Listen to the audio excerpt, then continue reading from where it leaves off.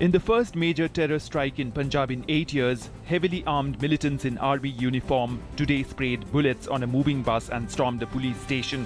All 3 terrorists have been liquidated by the security forces in the Dinanagar police station complex. States across the country have been put on high alert.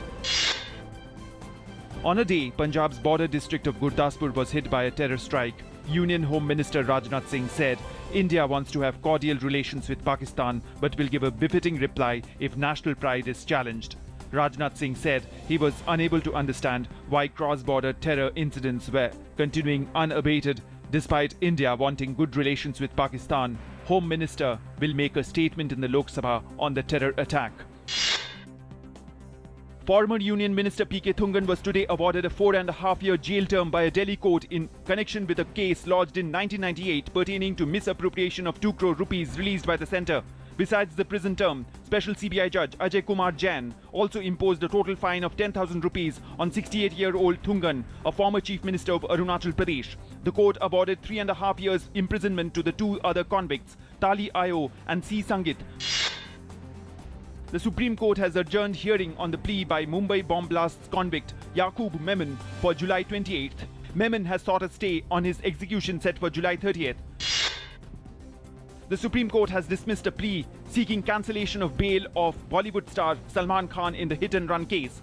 Meanwhile, the Bombay High Court will start hearing on Salman's appeal against the conviction in the hit-and-run case on 30th of July. The Supreme Court issued notice to Tamil Nadu Chief Minister J. Jayalalitha on Karnataka's appeal against her acquittal in a disproportionate assets case. The Karnataka government had last month said in a petition to the Supreme Court that Jayalalitha's acquittal by the State High Court was a farce. Robert Vadra, the son-in-law of Congress President Sonia Gandhi, has been asked to explain his comments on Facebook. The Lok Sabha Secretariat has asked Vadra to explain after BJP MPs moved a privilege motion against the businessman for attempting to malign the image of Parliament.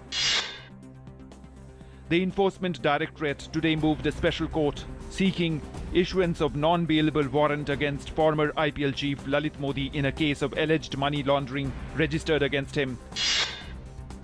Sensex and Nifty have crashed over fears of stricter norms for participatory notes and a major slump in Chinese stock market. Sensex is down by over 550 points, Nifty by 160 points. Finance Minister Arun Jaitley reassured that the government will not take any steps which will adversely affect the investment scenario in the country. Finance Minister Arun Jaitley today said that the government will take a view on the draft Indian Financial Code, which proposes to dilute powers of the RBI chief after receiving comments from stakeholders. Saudi-led coalition airstrikes came to a halt in Yemen early today after a 5-day humanitarian truce went into effect. However, ground fighting broke out almost immediately in the restive city of Taiz following random shelling by Shiite Houthi rebels in 3 neighborhoods. Turkey has called a meeting of NATO to discuss attacks on IS positions in Syria and on Kurdish separatist camps in Iraq. Recent IS and Kurdish attacks on Turkish forces have claimed several lives. The session is to take place in Brussels on Tuesday. Greek driver Sebastian Vettel delivered an emotional high-speed tribute to his late colleague Jules Bianchi on Sunday when he stormed to victory for Ferrari in a dramatic and incident-filled Hungarian Grand Prix. Mexico spoiled Jamaica's first trip to the CONCACAF Gold Cup final with a dominant 3-1 triumph on Sunday that gave them a record 7th cup title.